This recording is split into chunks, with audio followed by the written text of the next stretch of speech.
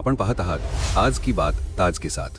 महाराष्ट्रातील ग्रामीण भागात जिल्हा परिषद शाळांच्या इमारतींची अवस्था दिवसेंदिवस चिंताजनक होत चालली आहे। अनेक शाळांच्या भिंतींना तडे गेले आहेत, छत गळत आहेत, तर काही ठिकाणी इमारती कोसळण्याच्या स्थितीत आहेत। पावसाळ्यात अशा शाळांमध्ये बसून शिक्षण घेणाऱ्या विद्यार्थ्यांच्या जीवाला मोठा धोका निर्माण होत आहे। याबाबत वारंवार तक्रारी, बातम्या आणि अपघात समोर येत होते। याच पार्श्वभूमीवर राज्य शासनाने 26 डिसेंबर 2025 रोजी एक अत्यंत महत्त्वाचा आणि दूरगामी निर्णय घेतला आहे। या नव्या शासन परिपत्रकानुसार धोकादायक शाळा इमारती आता थेट आणि जलद पाडण्याचा मार्ग मोकळा झाला आहे। आजच्या या बातमीत आपण जाणून घेणार आहोत या निर्णयातील 5 सर्वात मोठे बदल। बदल क्रमांक 1, अधिकार थेट पंचायत समितीला। नव्या निर्णयानुसार 50,000 रुपयांपर्यंत घसारा मूल्य असलेल्या शाळा इमारती किंवा वर्गखोल्या पाडण्याचे अधिकार थेट गटविकास अधिकाऱ्यांना देण्यात आले आहेत। पंचायत समितीच्या मासिक सभेत ठराव मंजूर झाला की लगेच निर्णय घेता येणार आहे।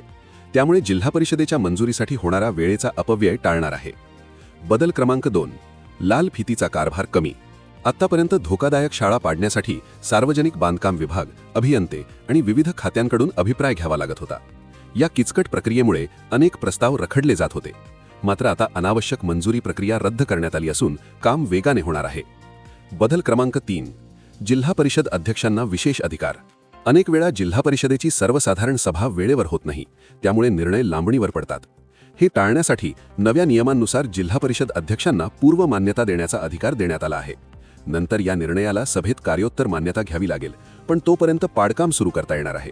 विद्यार्थ्यांची सुरक्षा हीच या निर्णयामागील मुख्य भूमिका आहे।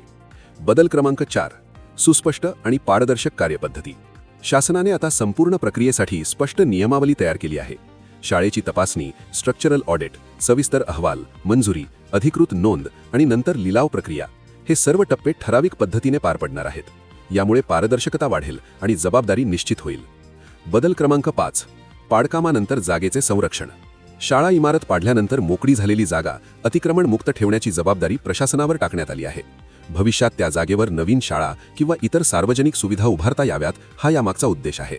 निष्कर्ष: एकूणच शासनाचा हा निर्णय विद्यार्थ्यांच्या सुरक्षेसाठी महत्त्वाचे आणि सकारात्मक पाऊल मानलं जात आहे। प्रक्रिया सोपी करून, स्थानिक प्रशासनाला अधिकार देऊन आणि अडथळे दूर करून धोकादायक शाळांच्या समस्येवर जलद उपाय शोधण्याचा प्रयत्न केला जात आहे। आता खरा प्रश्न असा आहे की या निर्णयामुळे ग्रामीण भागातील शाळांचा चेहरामोहरा खरोखर बदलेल का आणि धोकादायक इमारतींच्या जागी सुरक्षित आधुनिक शाळा उभ्या राहतील का? मी ताजुद्दीन परकार। ही होती आजची सविस्तर बातमी आज की बात ताज के साथ। ही बातमी उपयुक्त वाटली असेल तर लाईक करा, शेअर करा आणि चॅनल सबस्क्राईब करायला विसरू नका। धन्यवाद।